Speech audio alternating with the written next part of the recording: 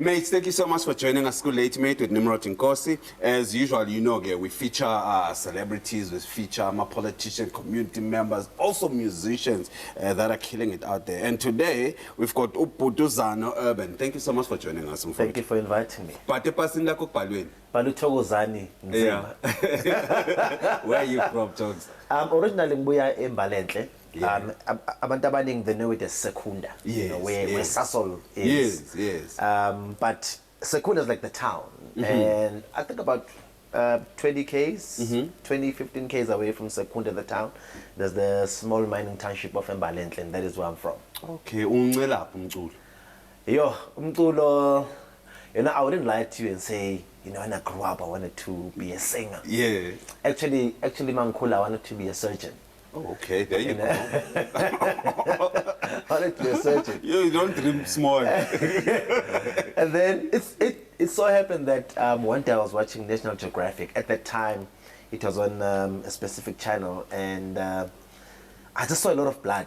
And I just thought, no, this is not what I'm going to be doing for Impila Miyonke. Yeah. And late high school, I think I was in grade 11, going to grade 12. That's the only time that the music bug beat me, you know. Wow. So my story is not like musicians that say studied in church.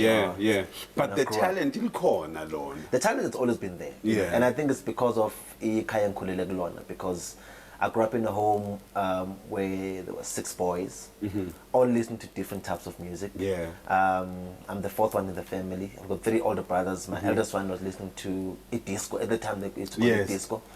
And then the second born used to listen to a lot of R&B. Besibiza soft. Yes, it's soft music. Yes. Oh my gosh. Soft music, yes. So that's how old I am. Wow, same here, bro.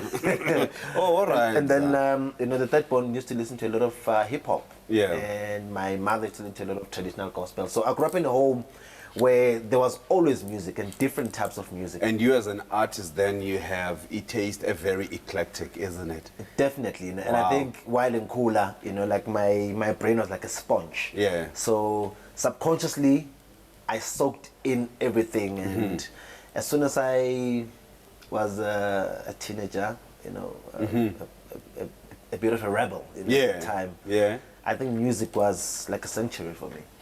When do you get your big break? I got my big break when, after I left Mbalenhle, 2004, I came to Pretoria to study music. And at school, one of my teachers was a guy called Shota, who is quite popular now in the house music industry. Oh, okay. Shota and Demo and Black Coffee used to have a group called Shana together. Okay. So Shota was my vocal teacher at school, and at that time I was working a lot with Vinny Da Vinci and DJ Christos. The Godfathers. And Lebo Matosa, the late Lebo Matosa. Oh, yeah? And my big break came 2005. DJ Christos and Black Coffee were looking for a vocalist to feature on a song that they were doing for a compilation called DJs at Work. Yes, I remember DJs at Work. Yes, I remember that. DJs at Work. Wow. They were doing DJs at Work 4. And they wanted to feature Black Coffee on one of the songs. Black Coffee was looking for a vocalist, and that was what I would consider my big break. And what was the song? It was a song called Happiness, which became, you know, almost like in Pretoria, there's a very big underground house music scene. Yes. So in the underground scene, that song became, you know, something major, and that for me was, you know, a foundation for everything that I'm doing today. How did it sound like? Happiness. Sometimes in life we have to go through some changes. Oh, you know, it's just like a neo soul kind of vibe that me and Black Coffee wrote at the time. You know, way back before Black Coffee became the Black Coffee. You know, but you know, I'm impressed, Zano, because you have really paid your dues, in fact. You know, and if you can go back that far to DJs at Work, then umuntu ke be surprised with today you're the quality musician that you are. So well done on you, my friend. Thank you, man. Also, do you feel disillusioned in the industry? And many of the artists, they feel disillusioned, you know. Others are doing it because they love it. Abanye nje, the fire is just gone. I mean, you seem like you have an appetite for umculo. Yeah. What is your state of mind on music right now?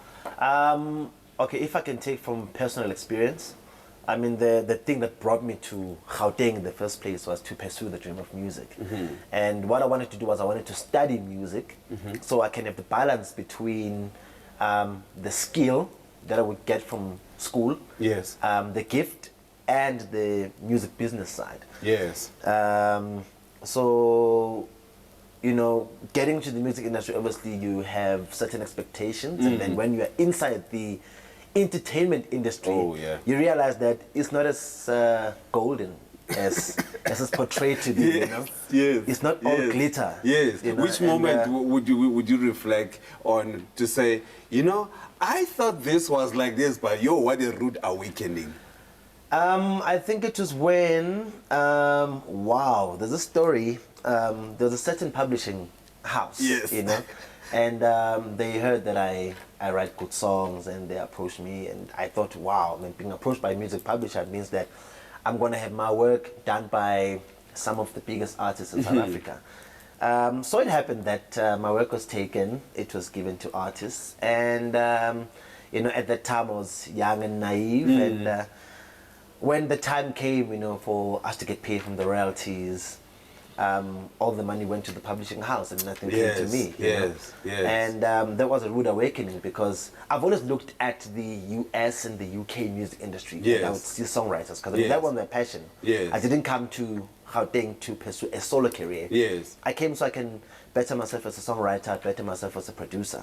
And that for me was a rude awakening. That's when I realized that it's not all as it is portrayed to be, you know, on TV. Hey, Ndota Mele Lana, it's dog eat dog ngempela. Yeah, it is dog eat dog, but also it's about knowing your business. It's about taking care of the business, you know, because if you take care of the business, there's no dog that's gonna bite you. They can bark, for sure, but it's not gonna bite you.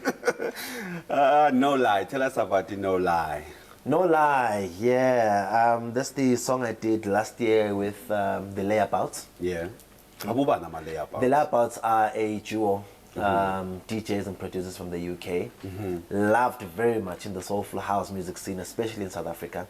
Last year they actually came. Last year in 2012 they came to the Spring Fiesta. Yeah. You know, and the guys actually got hold of me on Twitter. Wow. And I actually thought somebody hacked their account. Yeah. When I got the tweet, it was a Wednesday afternoon, and I was just chilling in the studio. Then they asked for me to get on Skype with them. And it went something like they'd heard the songs I've done with some of the international producers like Ralph Gum, at Jazz, Pascal Moret from Amsterdam, and then locally Julian Gomes, Black Coffee, Christos. And they were looking for a South African vocalist that they can work with. And they heard that I'm working on my album, which is dropping this year in April, called Colors of My Soul, and they wanted to contribute to that, and in return I can contribute to their stuff also that is also coming up this year. So I think it was the hard work that I've been doing the whole time, the profile that I built in the industry, the perseverance, you know, and the perseverance as well, that made them notice me when they were looking for a South African vocalist to work with. Wow. You also, you've got a t-shirt range. Yes, sir. Yeah, tell us more about that. T-shirt range is something that we just came up with recently, something that we want to drop in March. Want to start having the t-shirts available in March. At the moment, we in the trial and error period, checking what kind of t-shirts are going to work, what colors are going to work. But we're going to have t-shirts. We're going to have caps, we're going to have snapbacks, we're going to have scarves, cups, dish, you know, because we've realized that when people love an artist, they always want to own a piece of the artist. Of course. They might not own you personally. And if you go back to Abo Fat Farm, Yes. you go to Fubu, Yes. you go back man, to Kalkanai, Yes, you know. yes. Umculo neMpahla, they've always been that marriage. Yes, there's always that synergy, you know, and people want to go above just buying your album. They want something of sentimental Merchandising, value, man, of you know. course. So that's why we just thought it would really be a good idea to start with the t-shirts. We've been out and about with the t-shirts, I mean, for like a month now, And the demand is overwhelming. You know, we get inboxes on Facebook every day. We get tweets, we get emails, because we also post these pictures on social media, on Twitter, on Facebook, on Instagram, just to say, look out for this, is coming out in March, and people just want the stuff now. You're an ambassador now for a men's organization. Ibizwan? It's called Father Figures. Father Figures. SA. Okay. Why would they choose you as an ambassador? Because my ambassador, that means you encompass our values, ethos, Look, personally, first of all, I think, you know, there's a lot of great initiatives that are going on in South Africa, especially initiatives that are directed towards women and women empowerment. Yes. You know, which is something that is great. I think we've got one of the greatest democracies in the world, one of the best constitutions in the world, you know, especially when it comes to women empowerment. But I've also felt that there's a big gap that has been left. You know, there's a void that has been left, which is the young boys, you know, and also the young girls. We are in a society where a lot of fathers have left their children. We're in a situation where a lot of their duties, man. We've got situations where there's a lot of households that are led by single mothers and even child-headed homes. And one of the most important things, especially with me growing up, I grew up in a house where there was a mother and a father, and I know now that I'm older, the role that my father played and the role that my mother played. And there's a lot of kids growing up and they don't have father figures, let alone a father, but just a father figure in their life. It can be umalume, it can be the guy next door. You know, what you always hear right now is a child got raped by umalume. Somebody got harassed, you know, and there's a lot of that which is just growing in our society. And when father figure approached me, I really felt that is something very important for me to align myself with, because look, I know that as artists as well, we just get into social initiatives just because we want to push ourselves. Just there's because no we want to have sincerity. There's no sincerity, you know. And being a father myself, because I'm a father, I've got a daughter, I've got 2 boys, and I understand the role that I need to play in their life. And at the same time, I understand the role that I can play in other kids that do not have a father figure. And their mission just touched my heart. So manje masifuna to know more about that organizations. You can either go to my Twitter, ZanoUrban, my Facebook ZanoUrban, or Instagram ZanoUrban, or go to Father Figures ZA on Twitter and also on Instagram. Okay. Ila nawe sikuthola khona personally. Ila ngithola khona. I always talk about it. I always post everything that they post. You know, because I mean, this is really an initiative that is very close to my heart. All right.